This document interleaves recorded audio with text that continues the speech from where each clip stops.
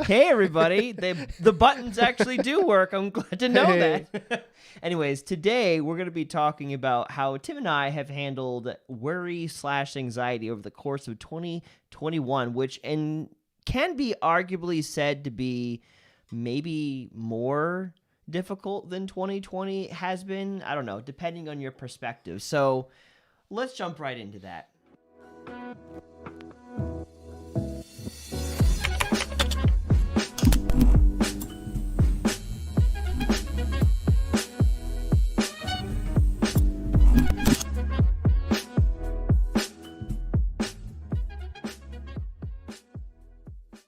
Welcome back to thoughtraid, a show where we take on thoughts and find better ways of thinking about them. Actually, where we take on your thoughts and find better ways of thinking about them. You presumptuous host. Presumptuous host. I'm Brandon. This is Tim. And today is Get Naked Monday, where we metaphorically get naked about things that are going on in our lives and how we're dealing with them. So this is something that was not exactly something we planned, which then again, that's the gist of Get Naked Monday. What he means by that is Brandon left his notebook at home of our topics. So I'm not the one to blame here. Oh, but honestly, I'm glad that I did. And generally, no, we actually don't always have Get Naked Monday, like some topic in our mind that we want to talk about. And that's the point. That's what it's all about. What are we going through right now, and how are we dealing with it, Tim? I've got this rash, Brandon, and it just keeps spreading and spreading and spreading. That's not what this is about.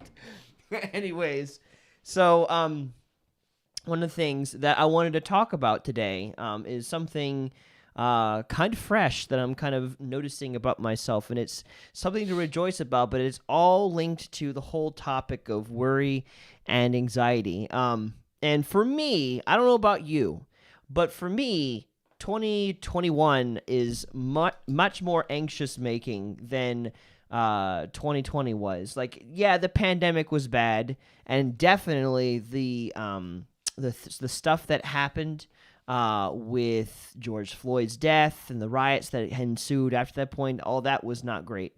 But I don't know. I felt much more secure last year than I did this year, personally. Did you really? I really did. Why? I don't know. It's because you're white. No, it's not. Black Lives Matters is happening. I'm white. I'm okay. I mean, you're not as white as I am, Tim, so you should probably feel more threatened than I feel. Anyways.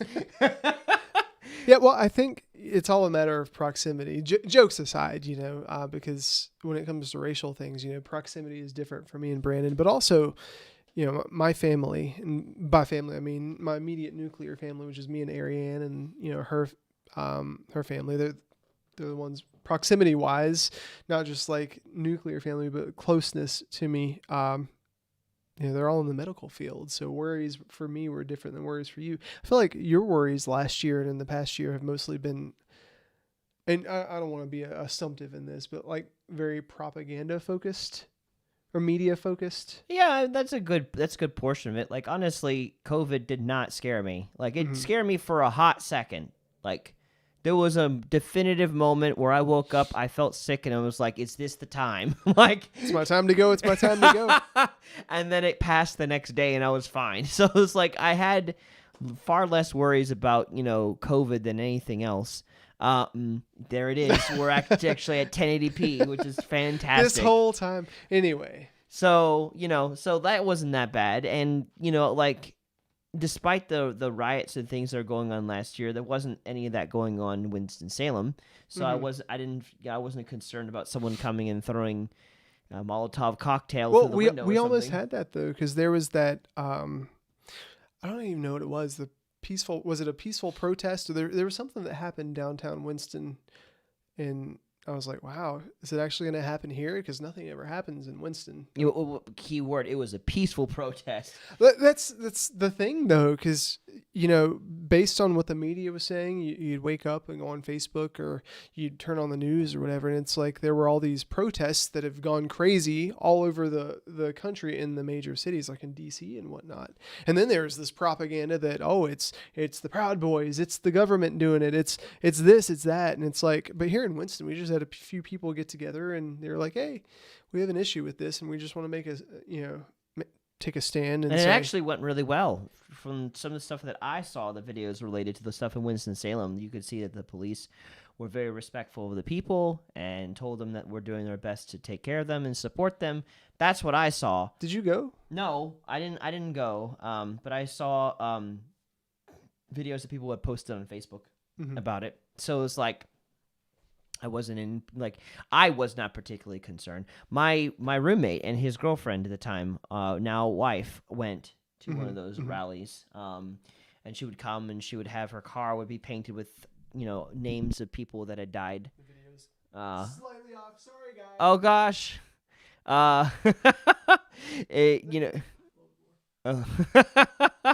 Gotta get it just right. I gotta get you in the frame in all your glory. Yeah, and then they would come back, and she'd be there, and I wouldn't feel threatened. Like there was nothing overly violent about what happened in this area at all. So no, last year wasn't that bad, but this year, I've had so many concerns, from how poorly we pulled out of Afghanistan to what is China doing? Like I heard some kind of article. Oh God, you annoyed me so much with that. My life was going just fine, and we're getting the COVID shot, and I felt good about doing that. And then life's getting back to. Hey, China is about to blow up the world. Tim, did you see this thing in China? Brandon, shut up. Yeah, that was fun. Because I ended up seeing some article about China and its nuclear ability to send a nuke into lower orbit and then have it land somewhere else, so it could theoretically hit anywhere. But it's been like that forever. They've always had that capability. I guess I don't know. I'm assuming. I don't know if they've always had that ability. Apparently, the news article suggested they didn't, and now they do. So it's like I don't know what to do with that. I hear news about them testing things in the Pacific Sea, and then they're planning to go to war with Taiwan, and I'm just seeing all these things, so great. And then we have, in my opinion, I feel like we have a very weak president, and vice president alike, that is just inviting trouble for this country, and I'm seeing these things happen, and I'm concerned, and I'm not I don't hate them. I'm definitely not praying against them. So I don't have ill will towards them, but I can just see, you're not even sure what's the next day that Joe Biden's going to end up in hospice or something. There's just moments you're just not sure if he's mentally all there. You're propping him up the whole time. That's so funny. But you hear some of the speeches and stuff, so I'm thinking, when is China and Russia and maybe Iran just gonna show up, in America and just wreck the house? You keep shifting things around. I wanted around. to have the plant in the frame, Brandon. Just have a little potted plant. Yeah. All of that to say, that has been stealing my peace and my lunch, both. And inflation. And what else can I not control that I've been worrying about or have worried about? So inflation, persecution, presidency. I'm hearing about the crap that goes on in Canada, people being thrown into prison for their beliefs and how very close that could happen here. And just several things that just keep happening, making me upset. Brandon, it looks like your hairline's receding. Oh my gosh. And to add that to the list, because I also see my own aging self and my aging parents, and I'm like, there's just so many things. It's been a hard year for me. Okay. Yeah. It's been a hard year, Tim. So the title of today's stream is How Tim and Brandon Dealt with Worry Through 2021. So in the past year, it's weird to think that 2021, almost said 2020, but 2021 is almost over. The past 700 days have all run together. And, you know, on one hand, sometimes I think about how they used to say the older you get, the faster time speeds up. Because I turned 37 this year. And you're 30? No, I'm going to be 30 next year. You're going to be 30. So there's 8 years between us ish. Between 7 and 8 years. And I remember when I turned 30, that's when I had first become a Christian, you know, or yeah. I first became a Christian. And then when I was like 31 or 32 or something, I got baptized. It was a couple years after, I think. Something like that. But that sounds about right. You know, just thinking about what I was worrying back then, it's a lot different than what I was worrying about now. Like back then I was worried about, am I actually going to make it in life? You know, am I an adult? Am I always going to live this way? And by this way, I mean, like back then, I was living with my parents. You know, I didn't have any savings. I was just working for GameStop and just kind of living life. And since then, I got married, I bought a house, lived in an apartment, lived with some friends. I've gone through several cars. You know, I've outlived a pandemic so far. I've had friends that have passed away, friends that have gotten divorced, friends that have gotten together that have moved away. You know, there's a lot of change that's happened. But this year in particular has been weird because maybe it's just having a bigger worldview and being aware of things that are going on. Just seeing the troubles that people are going through and all the conflict. And maybe social media has made it more apparent. I know the media itself. Absolutely. But you know, I remember being super young, like 10 and 12. I think it was back then when the Bush election was going on. I forget who he was running, Clinton and Bush. How many years back are we talking? It was like 90s or so. If it was 90s, it would have been, well, let's see, the 90s into 2000s. Well, actually, the 2000s would be Bush Jr. Mm-hmm. I'm talking about Bush Sr. So I don't know, did Bush Sr. go up against Clinton? But Clinton was definitely 90s. It was Bush Jr. against Clinton. If you guys know, let us know. I actually don't. Either way, I just remember my grandparents would always watch CNN. It would always be on. I would be so annoyed because in their household, when I'd go visit, they had one TV and it was either that or cartoons, and most of the time it was that. So I was outside playing instead of watching that crap. But that's where I remember my grandmother was like, "Oh, you can't eat eggs. Eggs are so bad for you." And there was all this propaganda about, and now eggs are super good for you, you know? Oh, jeez. But back then it was just like, terrorism and the war on drugs. That was a big thing. The Clinton administration, the war in Iraq or whatever, desert. I really don't remember. Sorry guys, I don't keep up with history details like I should. Know. But you know, just thinking about the level of involvement people have in worries that never actually touch them is kind of strange. Like this year, you know, COVID has been interesting because it touches all of us. And I mean, like most of us have had COVID, have been exposed to COVID, or have had friends that have had COVID. We've had to navigate, are we going to get the shot or not? How are we going to respond to this at work? Like I've got several nursing friends that quit their job because their job said, well, you can't come back unless you've been vaccinated. Suck. And so it's like, am I going to, you know, one of the worries from this year has been, am I going to die because I get COVID?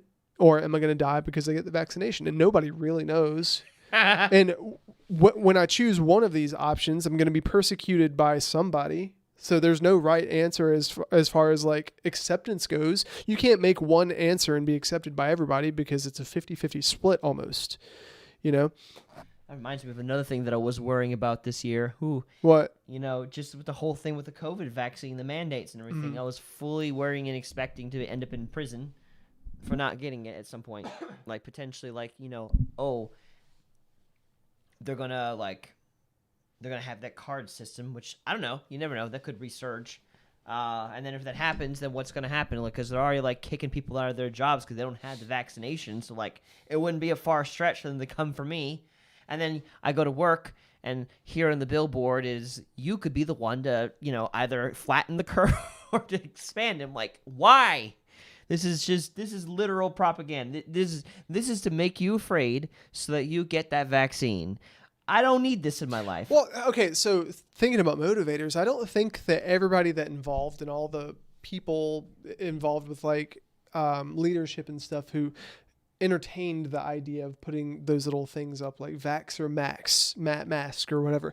I doubt their modus operandi was just to sway you. It's like they think they're actually making a difference. Well, I mean, I will say there has been news reports that Novant is doing what they've been doing because the government came to them and was like, hey, if you get more people to get the vaccine, here's $1 million. Mm-hmm. So like there has been reports that some of it's for profit of the actions that they've been doing. So it's like, and then you don't see Atrium Health putting up 1,000 things everywhere about needing to get vaccinated, but you will see occasionally Novant on the highway. You could be the one to prevent, like, well, that's true, and I'll give you that. But at the same time, there's so many variables, and that's the thing about worry, man. There are so many variables that you entertain, and 99% of them are untrue or never come true. So, for instance, on Facebook the other day, I saw somebody who is a friend, Facebook friend, post something that talked about this hockey player. And it said 80% of hockey players have been vaccinated in this league, but this one in particular collapsed and died of cardiovascular issues. And they were like, "Ha, vaccine!" I was like, "So what about the other 80% of the people that are vaccinated? Why aren't they collapsing due to cardiovascular stuff? There's got to be something else going on there, you know." And that's how worry gets you. It has you lock onto one thing that makes sense because it affirms your worry, and then you build up this worry stronghold that support your worry, you know. And I can see how people get stuck in it. Like I've had this skin issue, talking about rashes, where I just get like these little welts on my body, and then they turn into a scab, and they like scale over. And I went to see a specialist about it. I've had that since last December, and I'm thinking, is it because of COVID or is it something else? You know, and I've taken antibiotics for it. I've tried like a cream for the little spots that come up here and there, and nothing's fixed itself. And I'm like, is this related to something worse? And for the first time in my life, I've actually had a medical worry. I'm like, why is this not going away? Because I've had amazing skin my entire life, you know? And I remember just feeling really good. Like, I've got great skin, you know, and growing up, if I would ever get a cut, my mom would take a little vitamin E, like the oral vitamins. It was like the gel casing with the vitamin. She would cut it open and she would put vitamin E on my wounds or whatever, because she said, I don't want you to get scars. And so that was ingrained in me. And so now that I've got all these little scars all over my body, I feel like, man, I might as well just throw myself in the trash. Oh my God. You know? Wow. I mean, it's unfounded. That escalated quickly. But the thing is, it's like, you know, COVID and, you know, government stuff, like you're worried about a lot of that stuff. And I'm worried, like, man, is this ever going to go away? Yeah, meanwhile, my wife works in the ED, surrounded by COVID patients. And, you know, she was forced to get the vaccination or lose her job, which is a big part of her livelihood right now. But I'm honestly not worried about that. It's interesting that that's what what worries you and what worries me is not the same thing. Yeah. But it still ends up with this. It can end up with the same results, though. Maybe it would be better if I was not to say. Okay, no, it would not be better that I'd be worrying about my skin any more than I should be worrying about like other things I can't control, like China. I can't control China. I worry about your skin too, Brandon. Sometimes I look over, I'm like, you need to moisturize. Oh my gosh. But like, there's just whether it's about skin or China. Two very broad, separate things. There's no point in worrying about those things. Like, if you're doing all that you can to take care of your skin, I'm not. Well, that's the thing, man. Like, I could easily go see another specialist, but I'm thinking, okay, what's the likelihood that they're actually going to fix it after I've seen 3?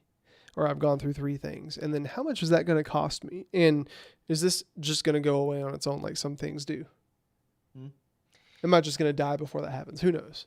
Or just ask God. Like, that's the thing you could legitimately do is like, God, what the heck is going on Which right is now? weird, because that's what I do with everything else. I was like, God, what do you want me to do about this vaccination? And I heard him tell me, go ahead and get it. And for a while, I was like, no, I don't want it. I don't need it. I mean, if I get COVID, I'll be okay. And it's less likely that I'll get COVID than taking a vaccination, which is putting a dead version of it in my body and something happening that's secondary or tertiary. But just I woke up one day and Ariane told me, well, we were praying about what to do. Like, God, do you want us to get the vaccination or not?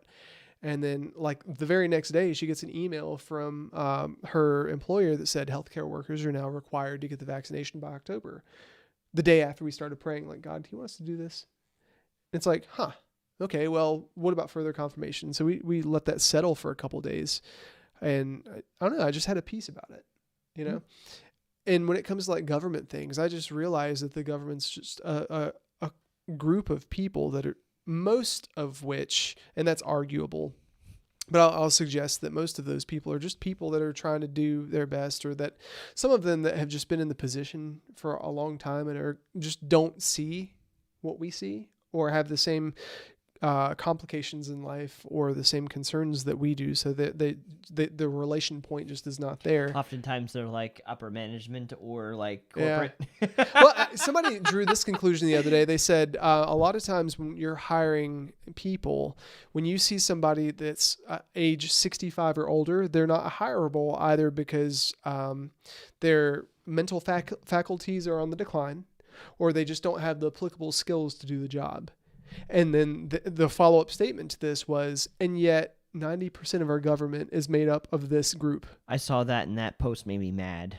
Well, it just made me think. I was like, It made me mad, though, because that was just absolutely disrespectful to older people in general. Like, and not all of the government is made up, and it's not 90% made up of old people. Like, I mean, heck, like it's 50-50 already. You can see you got Joe Biden in his 70s or 80s, and you have Kamala Harris, who is what, in her 30s or 40s? Mm-hmm. Some in that range. Like, obviously right then and there, no, it's not made of just old, decrepit people. But, like, that's another story. But that's just one of those polarizing things with limited view that causes worry, and right. And that's why it's out there, and that's why it's effective. It's because it is polarizing, and that's what social media is for. It creates something where there's no punch in the throat in response. Like, if I got into a group of people and I said that, there'd be a lot of conflicting views, and I would have the accountability, or I would be tasked with the accountability, to respond and either defend my point of view and subject myself to listening to theirs, which is rational and it makes sense, and it's how you understand things. So if you and I have a disagreement, I shouldn't just expect you to believe my side of things just because it's prideful. It's okay, well, here's what I think. Brandon, what do you think? And weighing the two, being humble and being open to change. But a lot of people worry because all this media, all these things that are said by people like you and me, myself and Brandon included, on social media, a lot of it's full of bias, and it attacks a certain viewpoint. And when you see that, it's like, it's not done in a public forum where there's active back and forth. I mean, you could argue that Facebook is, but let's be honest, guys. Comments on Facebook posts are not an truly open forum where you can understand somebody's tone or whatever. It's much different to have it in person. Not auditory. Yeah, you can't get. Exactly. You can't get the tone. There's no way you could tell. And that's why I liberally use sometimes emojis, so I can somewhat simulate what I'm thinking, like what my face is doing whenever I'm thinking a certain thing. But sometimes it doesn't really get received anyways. And I also make mistakes of like misinterpreting what they were trying to say. Even with emojis, I'm like, that face looks like it could be sass, but I don't know. So going back to the title, How Tim and Brandon Dealt with Worry Through 2021. And I want to pose this question to you guys too, whether you're watching the video after the fact or if you're watching it currently. This is a two-part question. Of all the worries, like Brandon, you've mentioned inflation, presidency, persecution, all these things. How much of it has been influenced by media without you actually rationally thinking through it and saying, okay, here's a legitimate problem? How much of it, if you think about it from a humble position, like, okay, this is just one bias that got my emotions going, right? How much of that was fueled by the media from a singular point of view, and how much of that has actually come true? And how much of it do you think is actually true? Because for me, well, we'll get to me later. I'm kind of curious as to what you'll say. I mean, I think a large portion of my worries has been influenced up until this point by the media, for sure. like I don't know, maybe 65 to 75% of it was affected by the media, of which I was consuming large quantities of, like it was potatoes, and probably equally as caloric.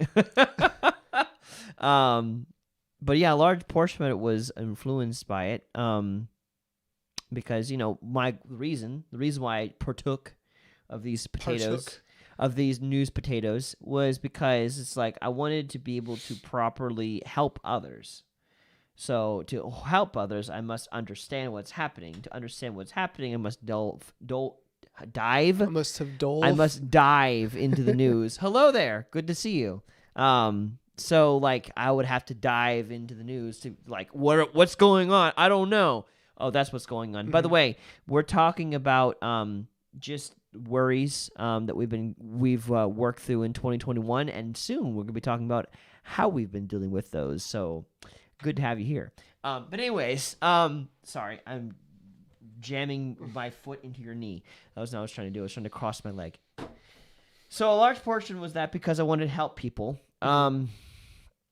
But how much of it came true? I mean, that's kind of hard to say. Like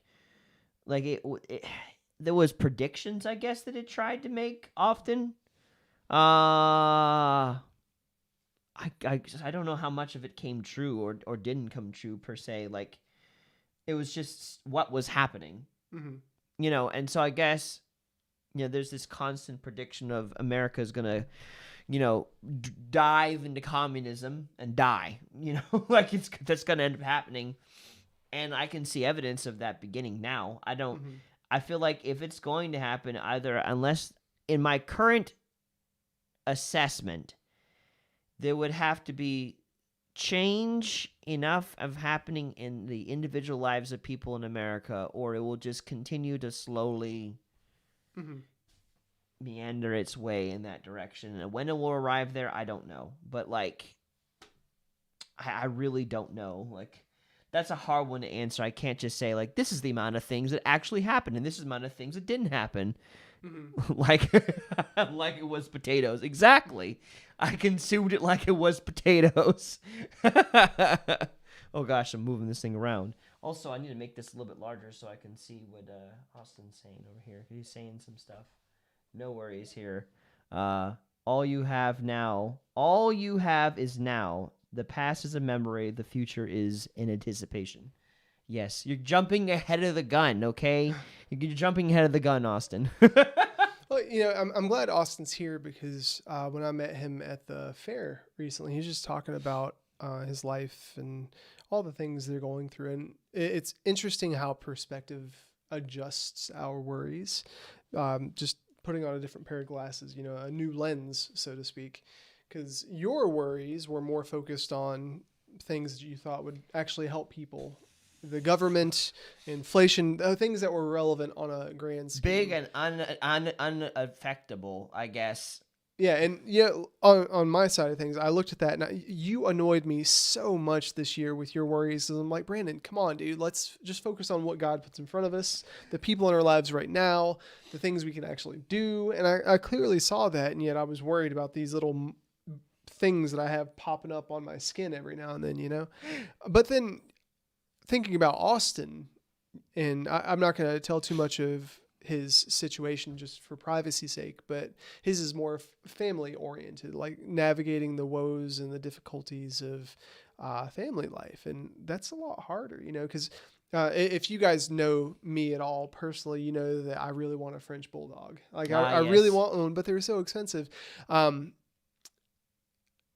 With Ariane looking at travel assignments where we'd be going different places and how random our life can be, it doesn't make sense to get one. But at the same time, it's like I'd one day I think I want to have kids, but at the same time, getting a dog and taking care of the dog and making sure that it has an adequate lifestyle, which like I know that I would buy this dog clothes and toys, and I'd have to get him a little backpack. Oh my gosh. I want him to eat the nice foods.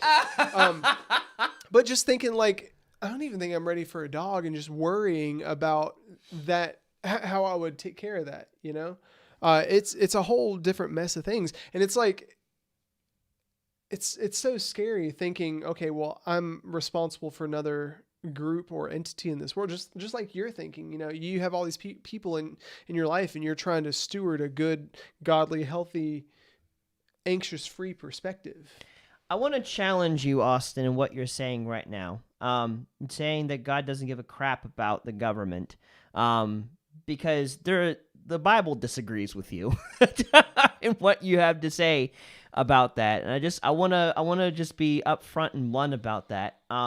Because there's scripture verse that talks about that God chooses who's going to be in office. Like, the government rests on his shoulders, and God puts a big care into what the government does, because anyone in any position of leadership is judged harder, because people's lives are being affected by that person's belief systems and what they do or do not do. So he takes great care about them. If he didn't care about them, I don't think that Jesus would have been as concerned with the Pharisees, not to say concern as in he was worried about them, but just so aggressive in dealing with their sin in the things that they did.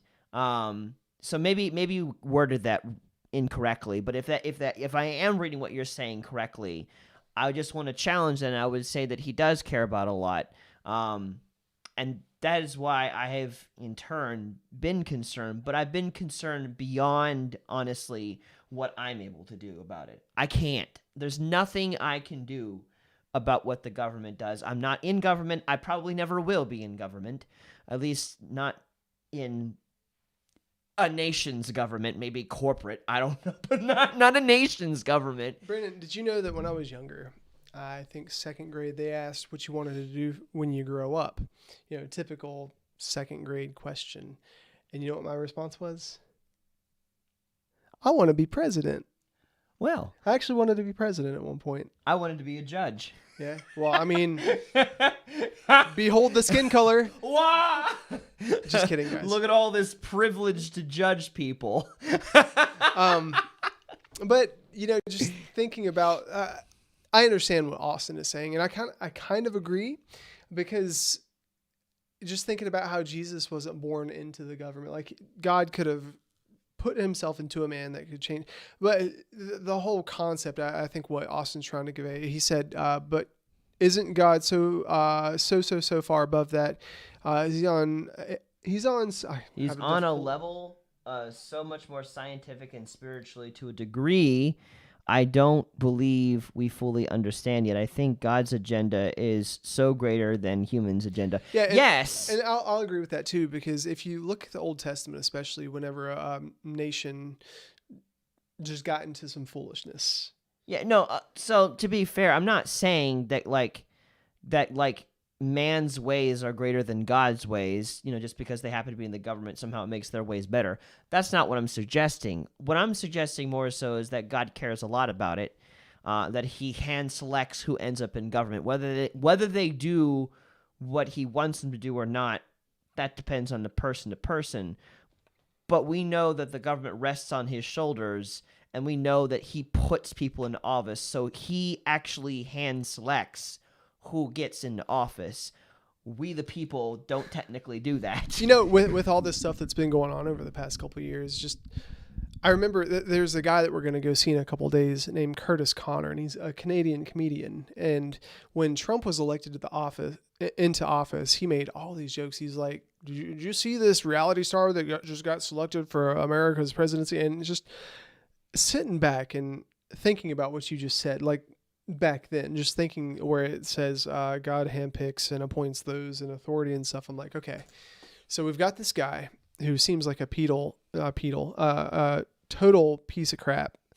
Not a very good role model.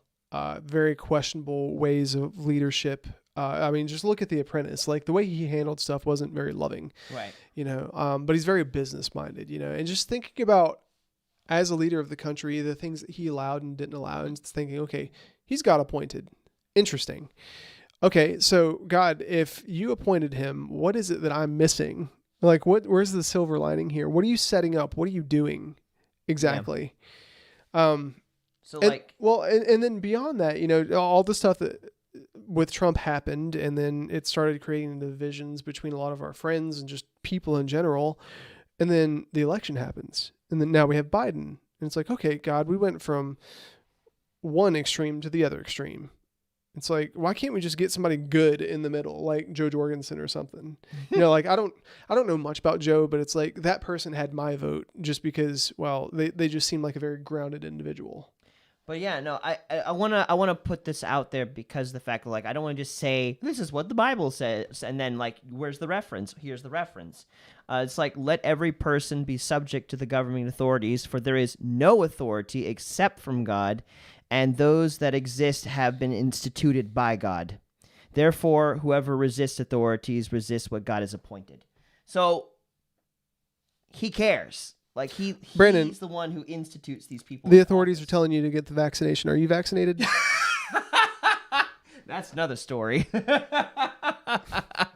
That's another story. That's something. That's where I would go and say, like, okay, in that situation, what is God saying? Because, like, anyways, that's not what we can talk about. We're Checkmate. But they haven't, so that's not a situation that we're in. Just saying. Well, okay, so here's the spicy potatoes, Tim. But here's the whole worry debacle, right? Because in Christian circles, one of the biggest worries is, did I actually hear God's voice? Is he actually speaking to me? And am I being prideful and putting myself or other people or things above God? And that honestly has been one of the biggest worries that I've had in 2021, especially with all this stuff, because I got the vaccination, for instance, since we're talking about that. And then, any number of things. Like when Ariane talks to me about stuff that happens in her line of work, which she's a nurse in the ED, all these people without knowledge of how things work come in and tell her, this is why this happened, and tell the doctors, well, I got the COVID shot and then I started getting really sick and, I must have COVID and stuff. And if you have any background in that, you understand, well, they inject you with a dead virus. And what happens is your white blood cells come together. And you guys probably know all this better than I do. But your white blood cells come and, fight the infection. And like it simulates it, but you don't actually get sick. And people come in with numerous things, not just COVID, and say, well, because all these circumstances line up together, this must be what I have, doctor. You're wrong. Even though you went to school for 20 years to be a doctor, or 10 years or however long. And worries are the same way, just like we were talking about earlier. If you want to believe something bad enough, you'll seek out the things that support their fight or flight mentality in your head. And it's like, okay, well, this substantiates why I'm feeling this way. But the whole like vaccination thing, I got the vaccination and then I started having like weird chest stuff going on, like shortness of breath and stuff. I'm like, oh my God, did I hear God wrong? I'm going to die. Oh my gosh. I put all this government vaccine in my body and now I'm going to have cardiovascular issues and drop dead because the government's out to get Christians. Like there could be all these thoughts that come into play, or just, man, being married has really tested me, not because Ariane's difficult to live with or anything, but just because I don't know how to be a good husband. And I worry frequently whenever she's going through something or we have an issue. It's like, am I representing Christ to her? And I often worry if I'm actually doing that the right way. And it's like, am I just serving myself? Am I hearing from God, or am I somewhere in between? Am I just like meeting her where she's at in these situations, even when I feel like I'm following my flesh instead of God? And that's honestly, talking about the 2021 worries, like everything from job transitions to should we get the vaccination. And I mean, half the things that we've been tasked with to worry about in our family have been medically related, not just like getting sick, but her job oriented stuff. And I'm not qualified to make decisions on any of that. And yet she's looking at me to help her make a qualified decision. And all I've got is, here's what the Lord told me, and that's really scary to me. Yeah, I don't know. Leading in those ways it hasn't hit me right now because I'm still single. Mm-hmm. So I haven't had to deal with those things in particular. I've had to fight fears about things I can't control. That's what I'm currently been going through and stuff. And so I've just been kind of learning how to, let go of the things that I can't control as of recently. And Dan saying like that he's glad that he's not the only one who freaks out about small symptoms. Dan, we should have a hypochondriac party together. Oh, We just get together, have some like tacos, and just talk about the things that are wrong with our bodies. hypochondriac party. What? We can compare rashes. Rashes? What? Like, I just see when it comes to physical health things, I get concerned quick and fast, and then I move on. Mm-hmm. Like that's what generally happens. Now, granted, I haven't been hit with anything chronic, so I don't know what's gonna happen if or when that happens. Let's pray not, but like, so I don't know. But like in general, like, if like, I don't know, having a moment of after dealing with the initial like, oh my God, something is happening. For the most part, I'm able to move on fine. I guess, no, there is one thing, my teeth, grinding my teeth. That is something that I've been focusing on. Like, I don't know, I can't do anything about it, so I just keep grinding my teeth in the night, apparently. Well, just stop doing it, forehead. Well, it's when I'm asleep. I just need to be quasi-awake the whole night and never get any rest. And that's the solution, Tim. But. It's been really helpful for me to let go of the things that I can't control. That's been helping me a lot, to the point where I feel like I'm finally getting back to normal self. What, Brandon? You have a great laugh, Mick. I'm glad. Yeah, Austin. If you ever watch the Wake Church streams, it's uncanny. Like our pastor will be saying something, he'll make a joke, and then you hear Brandon from the front row on the live stream. Dan said, swap stories. Like, dude, yesterday I breathed weird, and I probably have a month left. Totally feel you. Or like, man, I've got this lump. What do you think? Only have a month left. Oh my God. I've never seen something in my body and immediately think I'm dead now. Well, about excuse me. Did you cough? About stuff like that. I remember, and I've talked about this before. Back in 2015, we went on vacation, and my mom was never a healthy person to begin with. But we came back, and she would always like say that she doesn't feel well. And so we came back, and she finally went to the doctor after years of putting it off, and she found out that she had stage 4 breast cancer, and she died a couple months later. It's like, oh, what the heck, So I think recently, in the past couple of years, my fears around that have been more founded, or like things that I need to take care of. But like, look, you're worrying about things that are within your control. Like, you have the ability, like, oh my gosh, is this a problem? You can go to the doctor and do something about it. Like, you can get them to check your for 10 easy payments of $799.99. But if you can't go to that doctor, there's probably a doctor that costs your soul to go there. Thank God we have insurance, and even with insurance, stuff is expensive. Yeah, but also there's resources of people at the church and stuff you could go to that probably would be. I mean, my father-in-law is a doctor, but I hate just out of the blue saying, hey, dude, here's the 10th thing I'm going to message you about this month. Look. Am I going to die? Look, but you have resource. And what I'm trying to say is I've been worrying about things I can't control, and you're worrying about things you can control. I think I just don't like making decisions. Truly, like there's so many things I can control, like what I do on a daily basis, and I look back at the things I didn't accomplish. It's like, why didn't I do that? I totally could have. But the things that I can't control, like the government and stuff, I'm like, okay, well, God, this is for you. See, the way that you deal with fears about things you can control is you push yourself to do the thing. Because that way, or at least you begin making plans to do the thing, and then you put backing to getting the thing done. So that way, like, so for instance, I'm concerned about my car. It's jolting or something. I go to the dealership. My check engine light has been on for 2 months. I go to the dealership or to some repair shop. I'm like, what's going on? And maybe they tell me it's something that's ridiculously expensive I can't pay for right now, but I know, and I can begin to build up money to take care of the thing. Mm-hmm. That's how you deal with that kind of worry. But when you have worry for things like I've been that you can't control, you have to let it go. Yeah, I think when it comes to grand scale things, I know that if God wants me to do something to assist with those. He'll tell me. Otherwise, it's just, I understand the sovereignty, and it's like, I'm just a part of his plan anyways. Dan just said, I mean, Brandon's onto something. Worry wants to keep us alone. So keeping the thought swirling around inside your head instead of sharing with someone that can help. Yeah, true. I mean, I've not been quiet about this. You're going down a path and you're like, yep, true. But seriously though, like that's how I don't worry about those things, because they do hit me and I do get anxiety, but then I'm like, person that I know who knows something about this, do you know what this is? And I'm like, oh, it's fine, and then I'm good.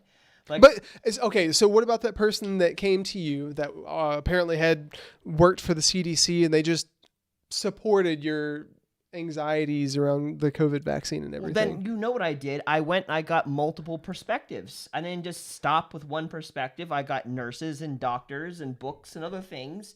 And that's how I came to the conclusion, because it was in my heart. I knew if I'm going to be of any help, I need to make sure that I get the most rounded perspective on this as I possibly can. I knew I needed more than one perspective on that situation. And maybe there's something to be said about that. Like, there's some things you can accept one and done because you have a knowing, it fits with your already pre-established understanding about the topic. And then there's some things you're like, I don't know if I can really stand on that. I need to get more information. What is being said? You got to read the book, The Subtle Art of Not Giving an F. This will help. It's that either that or drugs you pick. Yeah, we were just talking about that. I was like, Brandon, what would you do if you came in the office one day and I was just sitting here smoking a blunt? I'm really curious. I told you, I said I would be concerned. Like, are you okay? Because that's definitely not a part of anything you've ever done. But speaking of that, talking about coping mechanisms, you're the type where you'll just go out and pursue a ton of different knowledge. And I think mine is a better perspective where I just feel something emotionally and just chalk it up to God. I do that though, Tim, though. What do you mean? Brandon, I'm kidding. I'm kidding. A lot of Christians do that. They do something emotionally, especially something that's not loving, and say, God told me to. It's the easy way out. I do both, though. I talk to God about it, and I also get resources on it. I do both, okay? Get it. I don't know. You missed a prime opportunity just to say, suck it, and you missed it. But if I were to do that, then you'd have a prime opportunity to tell me about what she just said again.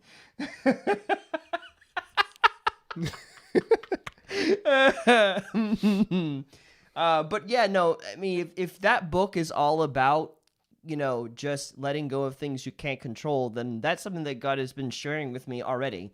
Like, I remember a couple weeks ago, like, first of all, and you could probably track this, if you were to go back and watch brief segments of the videos we've done this year, you could see that I had this dip that lasted really for quite a while of just this constant, like, I would come on, like, I don't know what's going on.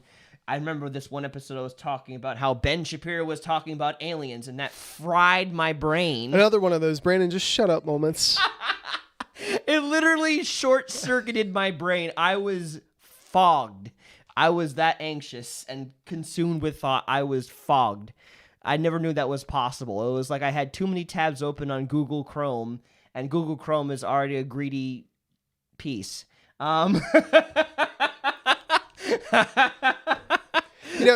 There's some worries in this world, and maybe it's being a husband, being a guy, or maybe it's just my personality, but I hear some things and I know that it just can't be true. I just know. And as we engage in this, like I think engaging in that place where you have empathy for a time, you like that scripture that says, mourn with those who are mourning, rejoice with those who rejoice. I guess sometimes you're supposed to step into that place of worry with people who worry because they're not at a place where they're listening. But it's like, just shut up and listen. Just listen. You need to submit to God or me, one of the two, because we're both aligned and we both think you're crazy. You need to just give this up and just stop worrying about it. Like, sometimes I think that stuff, and it's like... And the fact was, the whole time it was right. You were right, but I didn't have a mental place to put that. So we need to make that a soundbite. You telling me that I'm right. You're right. It's like a "that was easy" button, except it's me saying you're right. But no, you were correct about it. It's just up until October, I didn't have a place to put that. I didn't know how to utilize. That's what she said. Got him. Oh my God. I didn't know what to do with that knowledge, because it was like, like I knew it was right, but I didn't know what to do.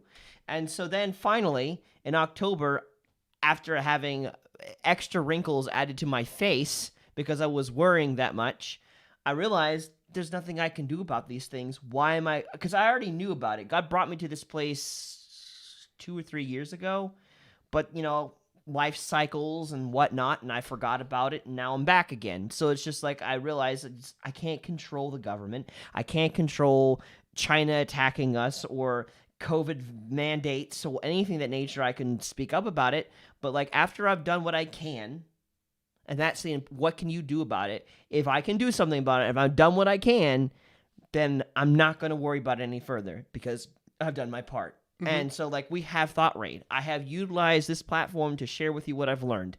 That's what I can do. That is all I can do. And so you can take it, you can leave it. That's on you. You can shove it. you can shove it if so you desire. But just kidding, guys. Empathy, the lost art of empathy. But I've done what I can, and that's where I've come to realize. And when I got to that place, my joy has been coming back. Like you told me, and I remember you told me several months ago that, like, Brandon, like, you changed. And I'm like, well, yes, I have changed, but this is just the new me. You're just going to have to deal with it. Just open up the trash can, deposit. This is worthless. But like, and I did, but like, I didn't fully. That was just me bogged down with 5,000 things I couldn't do anything about. And once I was able to shed that, it hit me a couple of days ago. I'm back again. Like, I'm joyful again because I'm not dealing with things I can't deal with. I'm only dealing with what I can. So it was a combination of shedding things I can't do a thing about, mm-hmm. and not worrying about tomorrow. Because those are the two biggest pitfalls I fell into this year. Can't control it. It's not happening right now. That's the two big, and that's what I did. I had all of tomorrow's problems on myself. If you are somebody who struggles with worry on a daily basis, there's 2 books I want to recommend since we're in the business of recommending books right now. One was actually one that I used in my job, and it's called The 1 Minute Manager. Specifically, The 1 Minute Manager Meets the Monkey. And the whole book is essentially about this person that takes on task after task after task after task that doesn't belong to them. And they get so bogged down with everybody else's things that, well, they couldn't be responsible for themselves. And as they started shedding that stuff, it's like, wow, I feel a lot lighter. Another great book is Boundaries. I hadn't intended to bring that one up, but Boundaries changed my life. Oh crap. What was the other one? Well, there were 2. I didn't intend to recommend Boundaries. Well, The 1 Minute Manager Meets the Monkey, and there was something else.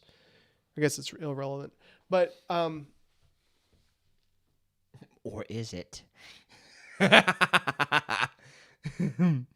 I shouldn't say it. I don't know. It's gone. Just like my anxiety, it's gone.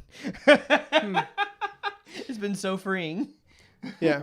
But yeah, like, so I'll give you this chunk to take. Oh, that's what it was. I got it back. Shut your mouth, Brandon. I got things to say. Especially if you're of the proclivity towards following Jesus. It's a book called... It's a book called Present Perfect. Okay. Present Perfect. It talks about how a lot of people get mired in the past, and so many people get mired in worrying about tomorrow that they miss everything right now. Friendships, relationships, meetings, engagements with kids, just their job and what God's given them to do right now, specifically salvation. Because a lot of people think I got saved when I was 8. No, you get saved right now every time you make the choice to follow in love or to receive love yourself. But Present Perfect, that book also changed I would say that Boundaries, that book, and Present Perfect are probably on the top 5 for me as far as books that have changed my life. Because as far as being present is concerned, I remember towards the end of my career at GameStop, I was really worried, and I'm not a worrier. But I was worried about our finances because I know that God told me to leave my job and to start a life coaching business and just invest my time 100% into helping people without thinking about metrics. And those last 2 years, we had just gotten married, and Ariane was fresh out of nursing school. And so I was just making excuses. Well, what about our finances? What about this? You know, what about being a good husband? Am I going to feel good about that? Is she going to feel supported? Are we going to be able to put money in savings? Are we going to be, and I was thinking about all that, you know, and because I put so much emotional and thought life into tomorrow and 5 years down the road and 10 years down the road, I was pretty much emotionally checked out the whole first year of our marriage. I wasn't completely checked out. Like, we had a great marriage and we still do. But because I was so focused on doing a good job and fulfilling my pride there and worrying about, you know, all the stuff to come and worrying about, trying to feed my ego and also feed what God told, like, that's mutually exclusive. You can't feed your ego and God at the same time. But I was trying to, thinking, okay, well, God, I know you told me to leave GameStop, but I'm going to stay here because financially it makes sense. Plus I can do what you told me to anyways here. It's like I tried to do both. When I got home, I was so empty that I couldn't be present with my wife, you know. But in the past 2 years where I've led my own business and been life coaching and thrown myself fully, not only am I living my purpose and helping people and I feel fulfilled my relationship with God, but I'm not making money into a God in and of itself. And it's like, Arian, how are you? That's really important as a separate but still somehow connected point of just like, I think a lot of people, they pursue the money over the calling, over the passion that God gives them, because they're concerned, either they're afraid that they're not going to make it, mm-hmm. or that it's below them or something, you know. Yeah. And that's, you cannot fabricate the passions that God gives you and the calling that he's put on your life. You can't just give that up and expect the thing you're exchanging it for is somehow going to be better because you make more money. Mm-hmm. Like, that's not the case at all. Like, you can't, like, I know too many people, they're like, just get the secure job. Like, okay, like, that's not a problem because you're going to have bills you need to pay, but don't do it and completely abandon whatever God has given you, especially if he's given it for you for now.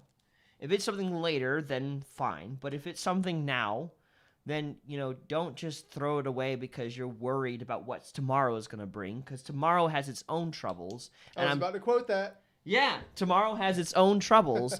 So instead, start working with the energy, the daily bread that God's brought you today. Step out into what you know God's called you to, because you only have so much life. And I promise you, you're not going to look back over a very rich job and think, wow, I'm so glad I stayed in this rich job that took care of all my financial needs but did nothing. Or that thing that's taking up 90% of your thought life that is a worry for tomorrow. You might die tonight.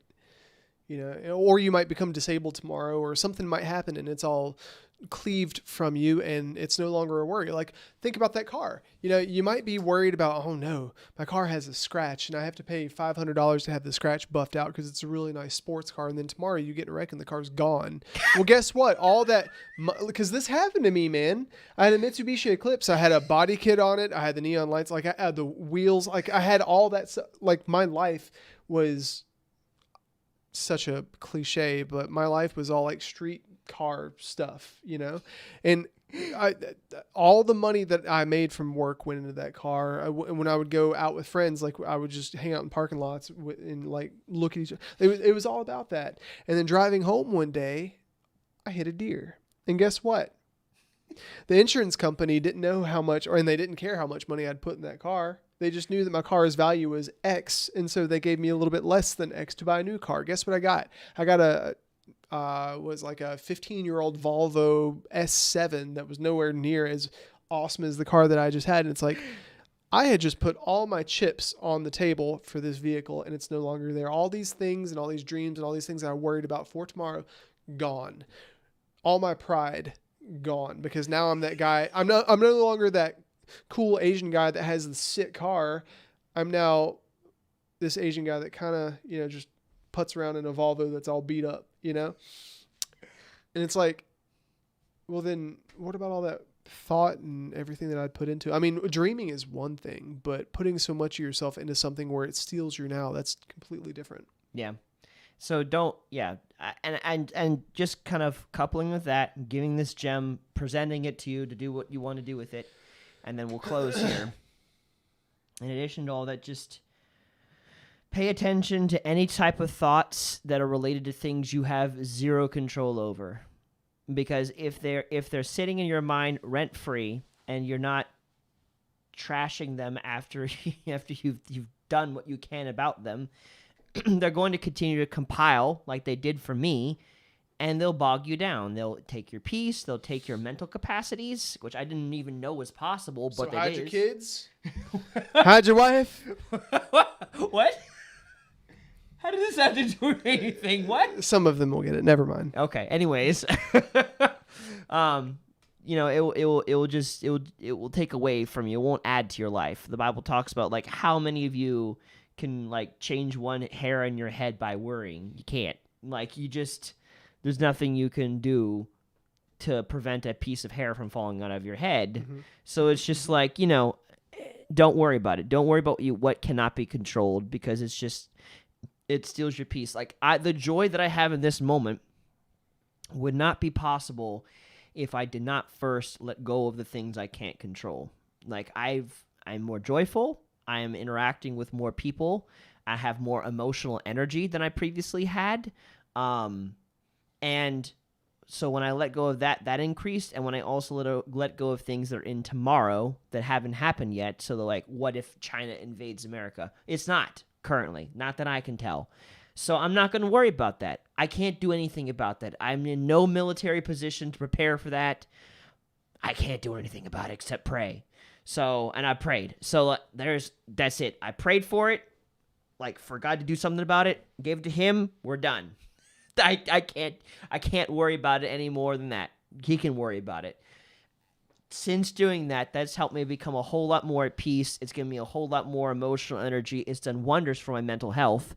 And so between that and doing what you can with things you are worrying about that are in your control, because I think that helps whenever it's something that's in your control to deal with it, and not worrying about you can't, I feel like that's what's very helpful for being in a good mental state.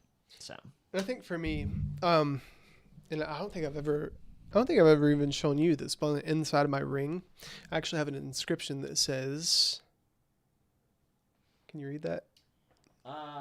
Let God lead. Yeah. Like every time my wife and I get into an argument or we're just not seeing eye to eye, I think about this because clearly there's something I'm missing and there's a deficiency in my faculties where I can't make a healthy decision, or I can't make a confident decision. And in bigger things too, like the COVID vaccine and just things that are much bigger than me, or that involve other people, that involve the decisions of other people that I can't make, and people that I can't change, and things that are happening that I can't change. That is an opportunity for me just to submit and say, God, I trust that you have plans to prosper me. Not prosper me like, fill my bank account with money, but have care about my welfare. Let God lead. Like, God, I trust that you care about my welfare. I trust that you're going to pull us through this. I trust that there are things that you're doing that I'm missing, and there are perspectives that you're going to help me with. And just walking in that space, it feels very ignorant sometimes, especially when I'm making a decision that I know is going to be looked at by people that are following me in some way. But it's an opportunity for me to trust when I don't have to trust. Much like I think about the story of Gideon when he was going up against those armies, and the armies were right on the horizon, and they outnumbered all of his soldiers 1,001. And his soldiers saw him say, okay, well, here's this issue. I don't quite understand it. Let me go into my tent and let me pray real quick. Let me seek the Father. And he came back and came up with a solution from God that didn't make any sense. They followed through on that, and it saved them. And then the next time he didn't recycle that. He's like, okay, well, we're in a battle again. Let me do the same. Let me go back into the tent. Let me engage God. God, what's your direction in this? And once again, and then the final thing, they were about to actually fight the people, and God said, I want you to take all the few men that you have, send them to the water to drink, and everybody that put their face in the water, send them home. And he was left with like 300 men to take out 100,000. Yep. And I'm like, because that's sometimes how I feel when I engage the worries and things that I can't control. It's like, this is insurmountable, but God, you told me to do this. So I trust that you have my welfare at the forefront of your mind, and that you care, and that you're watching, and that you're with me in this. And I'm still alive. Yep. So yeah, God has the ability. If you can't control it, let God take care of it. That's the thing that God brought me to, essentially. He can take care of thousands upon thousands of people with only 300. He has the ability to do that if you were obedient to him. So if you've done all that you know that you can do, and God's not telling you to do anything else, and there are things happening that you don't like I had in my life, give it to God, let him take care of it, because that's what he told me. It was like, Brandon, let me take care of these things. You just do what you can do, and I'll take care of the rest. And I was like, cool. Cool, because I can't take care of it. Otherwise, I'm stressed. So there you go. Well, if you guys have enjoyed this, I really want to encourage you to comment about what you liked about this, and let us know in the comments. Let me give you a prompting here. What are some things that you're worrying about that you know you probably can't control? Or what are some things you know you should be doing and you're worrying about, but you haven't done anything about yet? Let us know about that in the comments below. We'd love to hear about your perspectives on that. And if you have really enjoyed this especially, make sure to to hit the subscribe button and to hit the bell notification, because if you do not hit the bell notification, you will not know when we go live. And we want you to be a part of this, and that's the best way you know when we go live. So make sure to do that, and we'd love to have you with us. It's been a lot of fun. Oh, and also, guys, we have a lot of things in the work. We've been praying for months for people to come and help us, because there are certain things that were taking life out of this whole production and what we do. And we were focusing on those, and it made it very hard for this to give life to us or for it to produce life. And so a lot of people have come to the table to help us with creating videos or to manage the stream and do all sorts of things. And it'd be really nice for us to pay them. Yeah. So if you'd like to support that process and you believe in what we do, or if you're at all concerned about what we'd like to do, you can visit us at patreon.com/thoughtraid. We have a subscription starting at $1 per month if you just want to give some encouragement, or more if you feel inclined. And we our first financial goal is to get to $125 per month, right? About $65. And at that goal, we'd be able to take care of our internet, like when it comes to the provider for the website that we're building right now. It would allow us to have a little bit of marketing money, and it would also allow us to have eventually get our podcast out to multiple places, which we are now working in that direction of. I need to get some more out there. Just saying. But anyways, that said,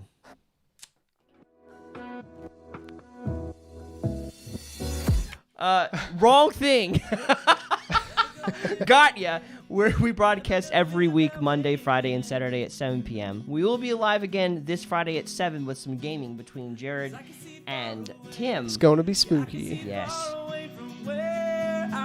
He says, I see a potential. I see a potential in my eyes. I see a potential. I never lost sight of the reason why you're alive. You're alive. You're alive. We sing Jesus, you're alive.